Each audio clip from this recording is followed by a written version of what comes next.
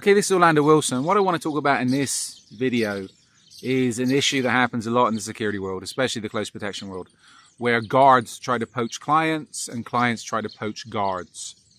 I've had a few issues with this over the years, and I've got plenty of stories about this. And this is something which can cause big problems. This is where, again, from a management perspective, especially in the close protection business, you need to be on top of your people. You need to know what's going on with your people and also the clients. You need to have a good relationship with the client.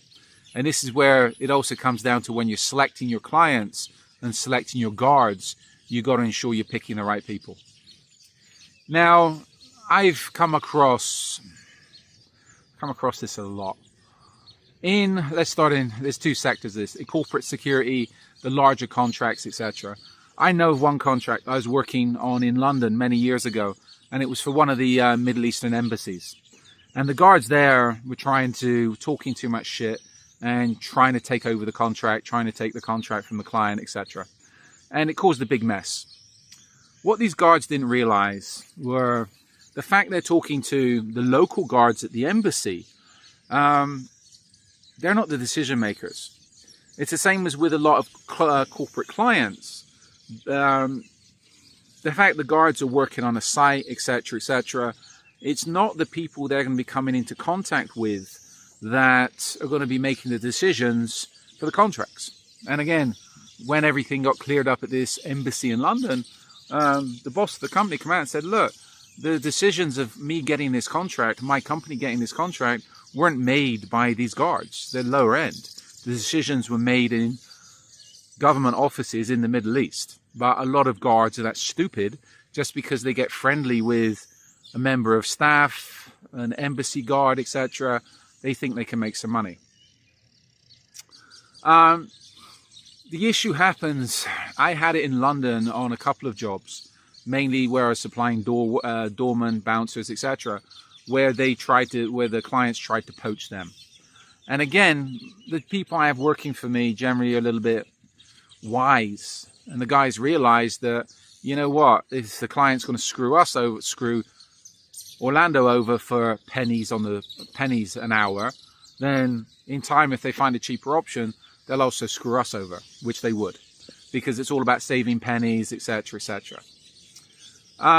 What a lot of clients don't realize, and I'll give you a couple of stories in a second, is if they bypass the security company, they're just working with somebody, with a guard, who might be okay when they're turning up to work their shifts, but what's going to happen when they want time off?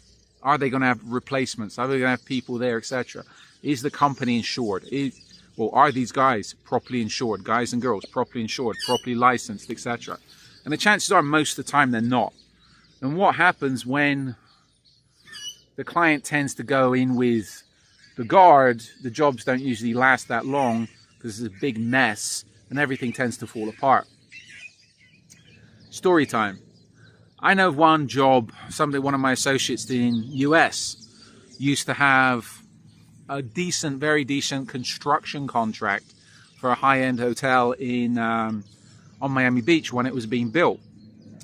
The contract's coming to an end. He had the job a couple of years. He's employing 6 or 7 guards a day, 24/7. It's making good money. One of the site managers there said to one of the guards who they got friendly with, why don't you put in for the contract? If you get rid of this guy who had the company, we'll give you the contract if you can manage it, etc. And of course the guard was like, yeah, sure. So the guard went onto the site at a specific late at night, managed to get onto the site. He was one of the site supervisors. And as this place was just about to be, they just put the carpets in, etc., etc., went into the top floor of the hotel, this big building, and turned on all the taps and blocked the sinks. So it was a major flooding incident. That night, none of the guards spotted it, etc., etc. I think they was all stood down, they're all chilling. So that caused a big problem, which ended up getting my associate fired from the contract. And yes, the guard did take over the contract. But all my associate had to do was call up Florida Division of Licensing and say, okay, you got somebody working there, they just sabotaged my job.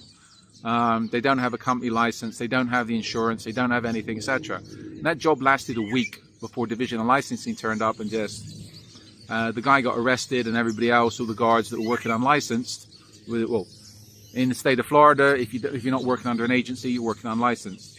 So I think all the guards were told to go home, and the client was told, the construction client was told, go find a new provider, service provider. So that's one example of a job being messed up.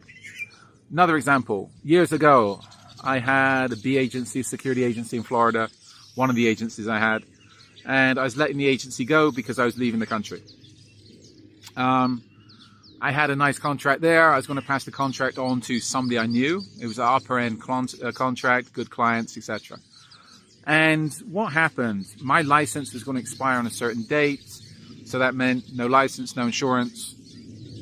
So I couldn't work the job anyway. I told the client, I'm finishing here on a certain date. I've got somebody lined up for you, another company, good, conscientious company, etc. Somebody I was working with that was doing a little bit of work for me found out what was going on, and they approached the client and said to them, oh, we'll do the job, etc., etc., etc. So they bypassed me and took over the client. And when my contract ended with them, they took the client. Not my business. I was in Africa at the time. I didn't care. But the reason I wanted to keep the job, even though the job was a pain in the ass, I said to the guards months before, do you want me to keep it because you're earning money from it? They would say, yes, they will do it. They'll manage it. I had somebody keep an eye on it. So I'm just collecting checks. At that time, I had enough of the client, but that's another story. Anyway, the person that bypassed me, I'm in Africa, West Africa at the time, and I got a call from one of my guys. He'd just been fired. Not my problem. The weekend guy had been fired because of some reason. This company wanted to put somebody else in there, etc. The first weekend, the new replacement was there. They lost $10,000 in goods because somebody walked in, picked up something, walked out with it. And because this company was a regular security guard company, they didn't care, right? Next week, I got a call from the regular guy I had there, solid guy, excellent guy. And this company was messing around with his hours. We had flexi hours at finishing because sometimes they closed late, closed early, etc. So he was staying late and he wasn't getting his money. I said, nothing I can do about it. So this guy done the wise thing, and he said, okay, he resigned. He'd been with me like 3 or 4 years. He resigned from the site because he's messing with his money. He's got better things to do. So now the regular guy had resigned because his company had messed with his money, and this company had nobody to replace him. I think they didn't even have a security guard to replace him because this place was in South Beach. The clients wanted a specific type of person, specific type of profile. They never had it. And the time the regular guy resigned, they never had anybody to fill the spot.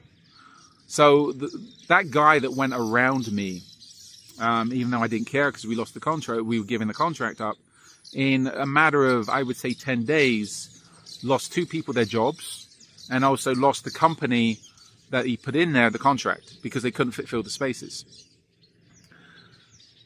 The original client, they thought they were getting a cheaper deal, a better deal, but you see everything was a big mess. So this is what usually happens when clients go to guards directly or guards go to clients directly.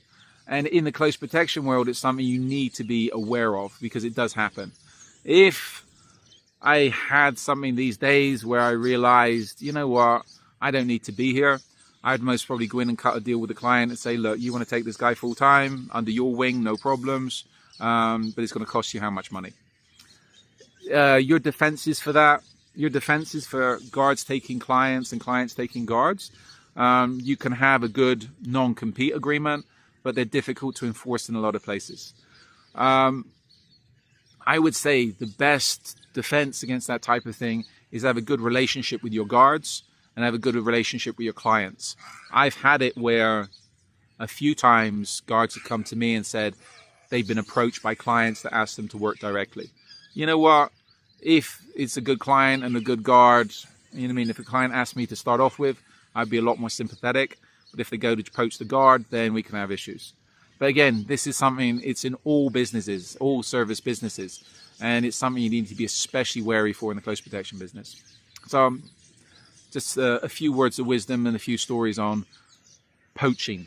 So in the meantime, follow me along on social media. I'm going to array these videos up on our social media. And I have an array of books up on Amazon that talk about various aspects of the close protection business, kidnap and ransom investigations, etc., etc. So follow me along on social media. There's a lot more, as I said, there's a lot more of these videos up. There's a lot of articles up on my blog. In the meantime, be good, stay safe, stay out of trouble. And again, always be looking for red flags with your clients and guards, and expect this type of thing to happen, and have procedures and protocols in place and how to deal with it. But I've got other stories on this for another time. In the meantime, be good, stay safe, and stay out of trouble.